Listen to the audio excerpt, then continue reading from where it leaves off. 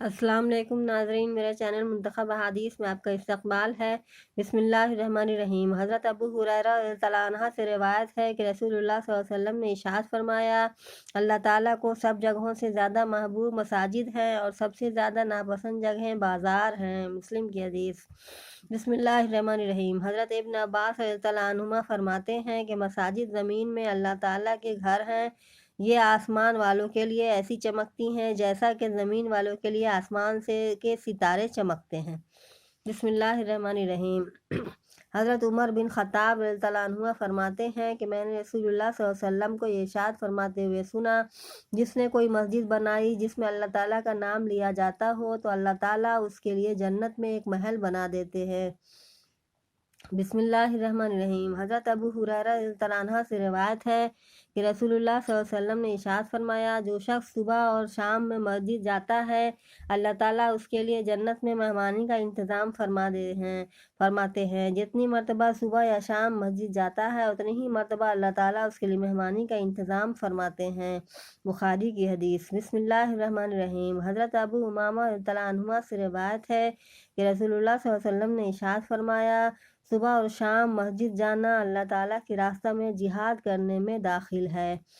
بسم اللہ الرحمن الرحیم۔ حضرت عبداللہ بن عمر بن عاص رضی اللہ عنہما سے روایت ہے کہ رسول اللہ صلی اللہ علیہ وسلم نے جب مسجد میں داخل ہوتے تو یہ دعا پڑھتے، اعوذ باللہ العظیم بوجہ الکریم وسلطانہ العظیم من الشیطان الرجیم وسلطانہ القدیم من الشیطان الرجیم۔ میں عظمت والے اللہ کی اور اس کے کریم ذات کی اور اس کی نہ ختم ہونے والی بادشاہت کی پناہ لیتا ہوں شیطان مردود سے۔ جب یہ دعا پڑھی جاتی ہے تو شیطان کہتا ہے، مجھ سے یہ شخص پورے دن کے لیے محفوظ ہو گیا۔ ابو داؤد کی حدیث۔ بسم اللہ الرحمن الرحیم۔ حضرت ابو سعید خدری رضی اللہ عنہ سے روایت ہے کہ رسول اللہ صلی اللہ علیہ وسلم نے ارشاد فرمایا، جو شخص مسجد سے محبت رکھتا ہے اللہ تعالیٰ اس سے محبت رکھتے ہیں۔ بسم اللہ الرحمن الرحیم۔ حضرت ابو درداء رضی اللہ عنہ سے روایت ہے کہ میں نے رسول اللہ صلی اللہ علیہ وسلم کو ارشاد فرماتے ہوئے سنا، مسجد ہر متقی کا گھر ہے اور اللہ تعالیٰ نے اپنے ذمہ لیا ہے کہ جس کا گھر مسجد ہو اسے راحت دوں گا، اس پر رحمت کروں گا، پل صراط کا راستہ آسان کر دوں گا، اپنی رضا نصیب کروں گا اور اسے جنت عطا کروں گا۔ بسم اللہ الرحمن الرحیم۔ حضرت معاذ بن جبل رضی اللہ عنہ سے روایت ہے کہ رسول اللہ صلی اللہ علیہ وسلم نے ارشاد فرمایا، شیطان انسان کا بھیڑیا ہے، بکریوں کے بھیڑیے کی طرح وہ ہر ایسی بکری کو پکڑ لیتا ہے جو ریوڑ سے دور ہو، الگ تھلگ ہو، اس لیے گھاٹیوں میں علیحدہ ٹھہرنے سے بچو، اجتماعیت کو، عام لوگوں میں رہنے کو اور مسجد کو لازم پکڑو۔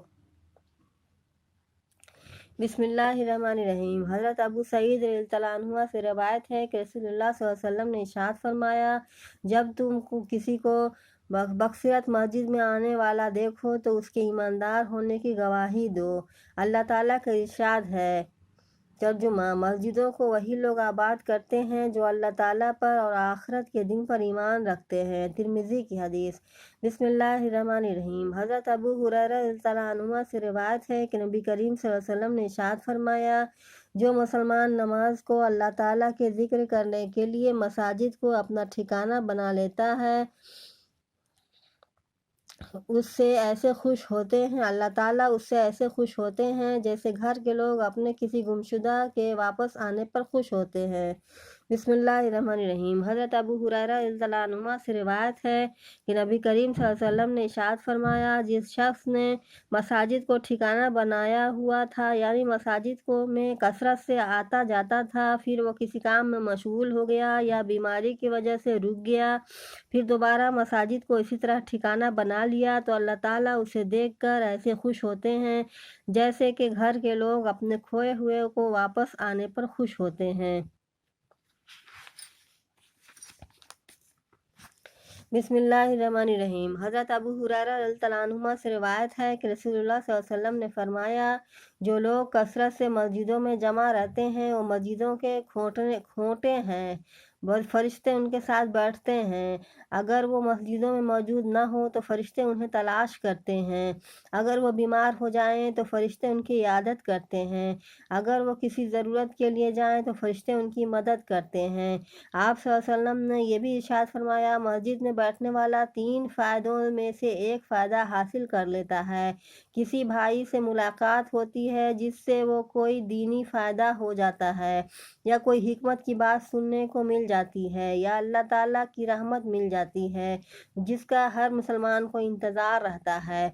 बिस्मिल्लाहिर्रहमानिर्रहीम। हज़रत आयशा रज़ियल्लाहु अन्हा फरमाती हैं कि मैंने रसूलुल्लाह सल्लल्लाहु अलैहि वसल्लम ने मोहल्लों में मसाजिद बनाने का हुक्म फरमाया, और इस बात का भी हुक्म फरमाया मसाजिद को साफ़ सुथरा रखा जाए और उनमें खुशबू बसाई जाए।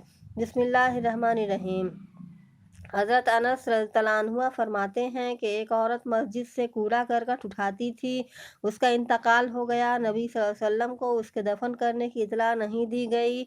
नबी करीम सल्लल्लाहु अलैहि वसल्लम ने इरशाद फरमाया, जब तुम में से किसी का इंतकाल हो जाए तो मुझे इसकी इतला दे दिया करो। आप सल्लल्लाहु अलैहि वसल्लम ने उस औरत की नमाज जनाजा पढ़ी और इरशाद फरमाया, मैंने उसे जन्नत में देखा, इसलिए कि वो मस्जिद से कूड़ा करकट उठाती थी।